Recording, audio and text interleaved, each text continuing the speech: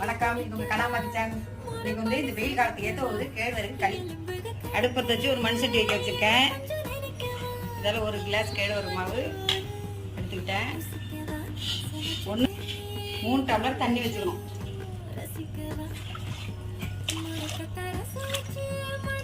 ஒரு ருசிக்கு எவ்வளவு ஒரு ஸ்பூன் உப்பு போட்டுருங்க. தண்ணி கொதிக்கட்டும், அது வரைக்கும் மூடி இருக்கும். அப்படி மூடு இதனால கொதிக்குது. அடுப்பை வந்து சிம் பண்ணி வச்சுட்டு இது பண்ணணும், ரொட்டி கிண்டணும்.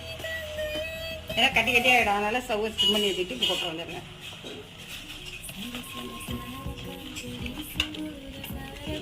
கொஞ்சம் ஒட்டாமல் வருது இருக்குல்ல, இப்போ ஒட்டாமல் சட்டியில் ஒட்டாமல் வருது. இப்போ எடுத்து ஆற வச்சு எண்ணெய் தடவி உருட்டிக்கணும், அவ்வளோதான். கொஞ்சம் கையில் நல்லெண்ணெய் கொடுத்துருங்க. அப்படி எடுத்துட்டு நல்லா ஆரம்பிக்கிட்டோம். இப்போ கேழ்வரகு களி ரெடி. சுண்டைக்காய், முருங்கைக்காய் கார குழம்பு தொட்டுக்கிறதுக்கு இது.